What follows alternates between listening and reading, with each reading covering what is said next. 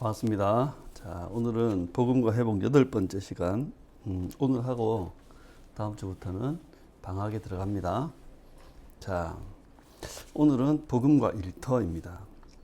처음 했을 때 복음과 회복 강의는 복음은 모든 창조 세계의 회복을 지향한다는 이야기를 했고, 두 번째 복음과 정체성에서는 성경적인 정체성을 확립하고 언약의식으로 살아야 된다. 우리가 회복해야 될 첫 번째 회복의 영역은 정체성이다. 그 이야기 드렸고, 두 번째는 사명입니다. 복음과 사명. 하나님이 우리를 보내고 맡기신 영역을 개혁하고 회복해야 된다. 우리가 하나님이 보내신 곳에 가서 하나님이 맡기신 그 일을 감당해야 된다는 거죠. 네 번째는 복음과 공동체였습니다. 언약 공동체는 연합의 관계와 서로 섬기는 관계를 지향한다. 그래서 우리가 회복해야 될 또 다른 영역은 공동체다. 그리고 다섯 번째는 복음과 일상에서 하나님의 선물이 일상을 중요하고 귀하게 여겨야 한다. 그리고 그것을 회복해야 된다. 그래서 우리가 회복해야 될 영역은 바로 일상이다. 그리고 그것들이 좀 더 구체화된 영역들을 하나씩 보고 있었습니다. 여섯 번째는 복음과 가정. 가정이 우리가 회복돼야 될 영역이죠. 첫 번째는 부부 관계가 회복돼야 되고, 두 번째는 자녀 양육이 회복돼야 된다. 그리고 지난주는 복음과 교회를 통해서 교회가 회복돼야 된다. 교회의 교회다움, 그 교회다운 속성과 표지와 사역이 회복되고 이루어져야 한다. 그리고 우리가 서로를 사랑하는 새 언약의 예수제자 공동체로 함께 세워져 가야 한다는 이야기를 지난주까지 드렸습니다. 오늘은 복음과 일터입니다. 우리의 일터, 노동, 일에 대한 이야기입니다. 먼저 일에 대한 이 창조의 디자인을 한번 보면, 하나님은, 그러니까 창조의 하나님은 인간을 창조하실 때 일하는 존재로 우리를 지으셨습니다. 창세기 2장 15절에 보면 여호와 하나님이 그 사람을 이끌어 에덴 동산에 두어 그것을 경작하며 지키게 하시고 라고 합니다.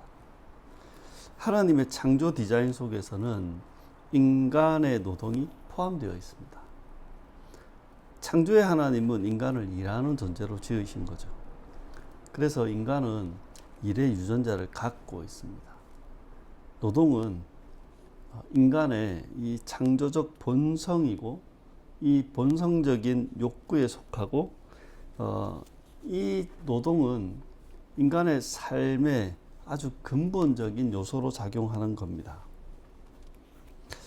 또한 노동은 재앙이나 징벌이 아니라 축복의 선물인 것입니다.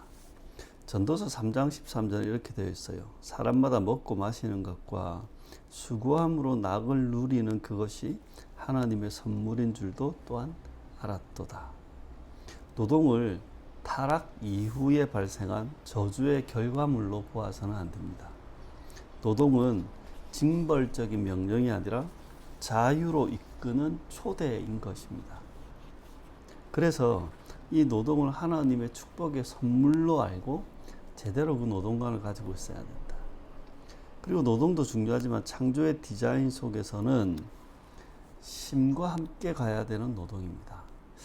출애굽기 20장 8절에서 9절에 보면 엿새 동안은 힘써 일하되 안식일을 기억하여 거룩하게 지키라고 합니다.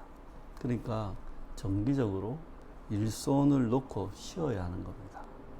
정기적으로 일을 멈추면서 해야 될 게 하나님을 예배하는 것과, 그리고 세상과 인생을 관조해야 하는 겁니다.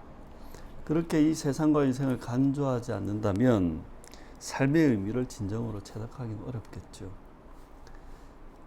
세상이 이야기하듯이 만사를 효용과 실적과 속도 등의 기준으로 판단해서는 안 됩니다. 이건 성과주의, 세속적 성과주의일 뿐입니다. 우린 여기서 벗어나야 하는 거죠. 일할 때 일하고 쉴 때 쉬어야 하는 겁니다. 더 많은 일을 하는 것이 아니라 더 합당한 일을 해야 됩니다. 더 큰 성과를 내는 것이 아니라 해야 될 일을 성실하게 감당하는 것.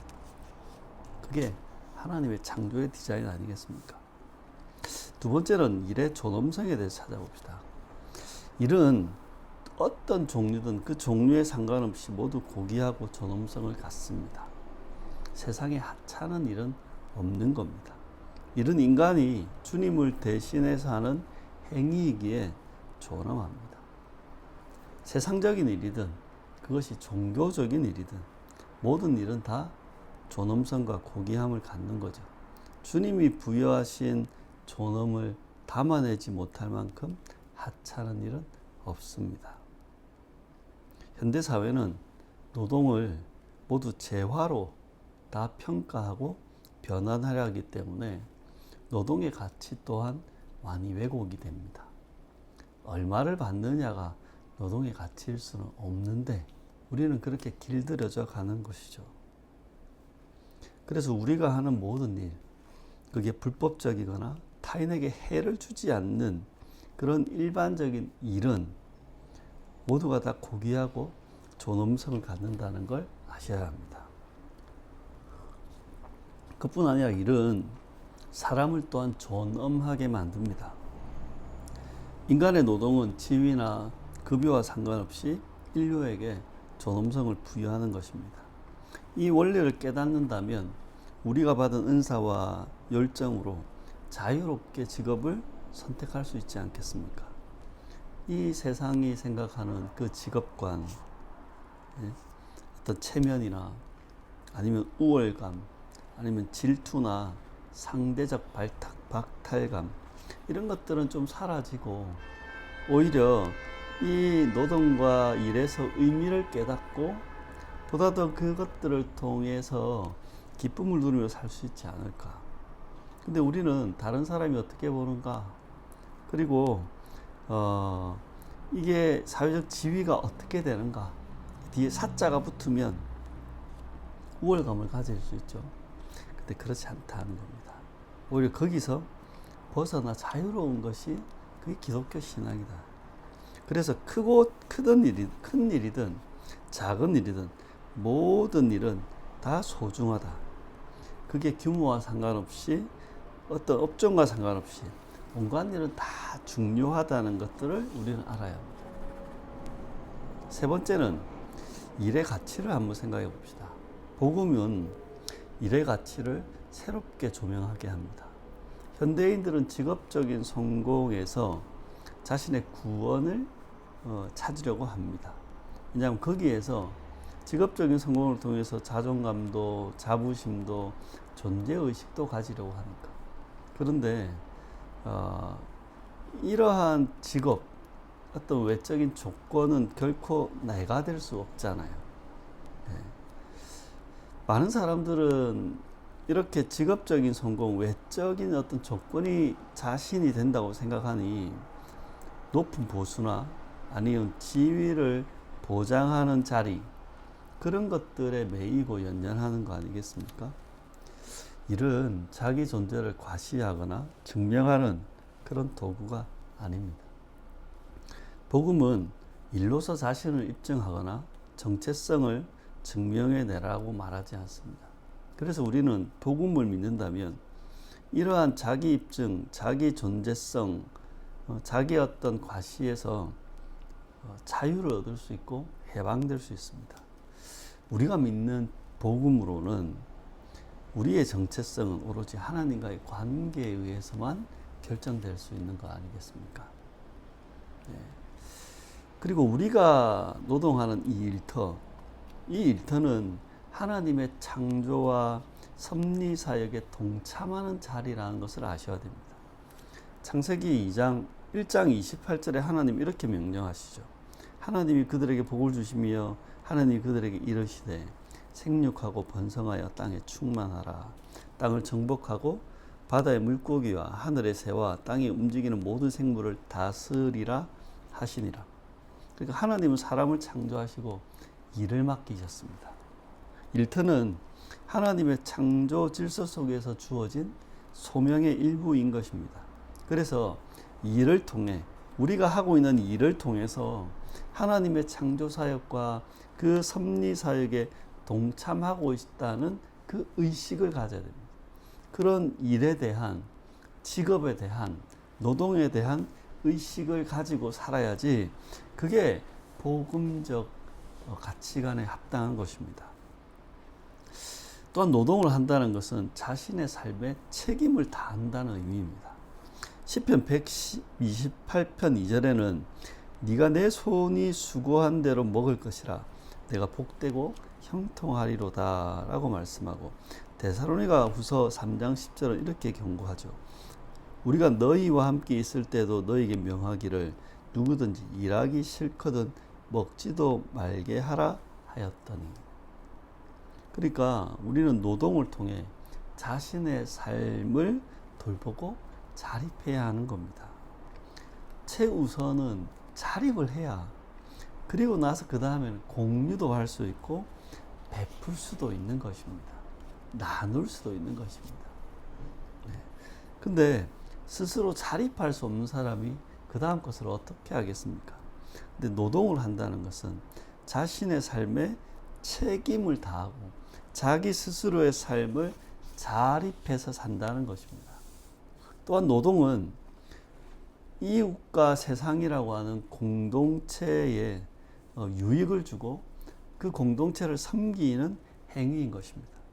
에베소서 4장 28절에는 도둑질하는 자는 다시 도둑질하지 말고 돌이켜 가난한 자에게 구제할 수 있도록 자기 손으로 수고하여 선한 일을 하라라고 합니다.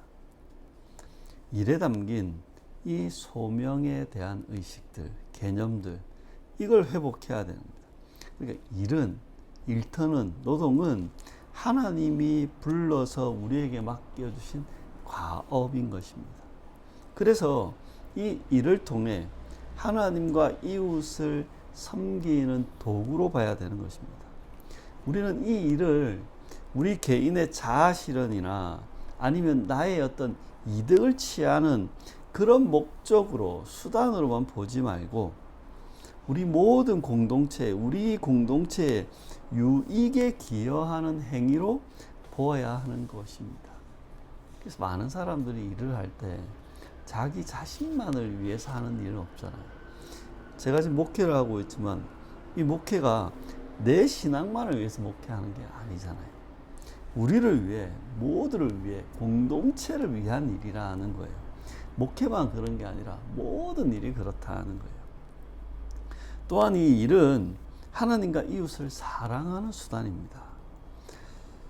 종교개혁자 루터는 이렇게 말했습니다. 비록 세속적으로 보일지라도 그들의 일은 하나님을 향한 예배이며 주님을 기쁘시게 하는 순종이다 고 했습니다. 그러니까 하루하루 하는 일, 그게 무엇이 됐든 간에 그것은 하나님을 예배하는 행위인 것입니다. 예배 시간에 모여서 앉아서 기도하고 찬송하고 설교 듣는 것만 예배가 아니라 이렇게 우리가 하는 이 일터에서의 노동이야말로 하나님을 예배하는 삶의 예배가 되는 것입니다. 우리는 이 노동을 통해 또한 하나님을 사랑할 뿐만 아니라 이웃을 사랑하고 섬기게 되고, 그래서 그것들을 통해 하나님께 영광을 돌리게 되는 것입니다. 그게 목회를 하든, 아니면 가정에서 가사 노동을 하든, 아니면 중고차를 팔든, 아니면 큰 화물 트럭을 운전하든, 아니면 환자를 돌보든, 아니면 내가 회사에서 내가 맡은 그 업무, 일들을 해내든, 자신의 일을 열심히 하는 것만큼 이웃을 사랑하기에 좋은 방법은 없습니다. 모든 노동은 본질적으로 이웃을 사랑하는 행위인 것입니다. 그래서 크리스천은 굳이 직접적인 목회를 하거나 아니면 무슨 비영리 단체, 선교 단체 이런 데 들어가지 않더라도 여러분이 하는 일이 불법적이지 않다면, 타인에게 해를 끼치는 일이 아니라면 여러분이 하는 그 일, 스스로 하는 그 일을 통해서 여러분은 이웃을 사랑하면서 소명을 이룰 수 있는 것입니다. 그래서 마지막 결론적으로 이렇게 살면 좋겠습니다. 먼저 하나님이 맡기신 일을 할 때는 성실하게 합시다. 골로새서 3장 22절에서 23절에 이렇게 이야기합니다. 종들아, 모든 일에 육신의 상전들에게 순종하되 사람을 기쁘게 하는 자와 같이 눈가림만 하지 말고 오직 주를 두려워하여 성실한 마음으로 하라. 무슨 일을 하든지 마음을 다하여 주께 하듯 하고 사람에게 하듯 하지 말라. 우리를 부르셔서 그 일을 맡기신 분이 하나님이시라는 거예요. 그 회사 사장도 아니면 어떤 다른 사람도 조직도 나의 목구멍도 아니라 하나님이 우리에게 그 일을 맡기셨기에 우리는 그 일에 성실해야 하는 겁니다. 그리고 시간과 자원을 아끼고 최선을 다해야 하는 겁니다. 그렇게 맡기신 일에 성실할 때 우리는 제대로 하나님을 믿고 믿음으로 살아가는 거 아니겠습니까? 그리고 두 번째는 일을 하되 성실하게 하는 게 맞는데 여기도 추가한다면 노련하고 능숙하게 일을 잘 해야 합니다. 잠언 22장 29절은 이렇게 이야기합니다. 내가 자기의 일에 능숙한 사람을 보았느냐? 이러한 사람은 왕 앞에 설 것이요 천한 자 앞에 서지 아니하리라. 하나님이 맡기신 일을 할 때에는 대충 해서는 안 되죠. 잘 해야 합니다. 각자 가진 달란트를 최대한 발휘해서 노련하고 능숙하게 그 달란트를 사용할 수 있어야 됩니다. 그렇게 우리에게 맡겨진 일을 섬세하게, 디테일하게, 그리고 탁월하게 해내야 하는 겁니다.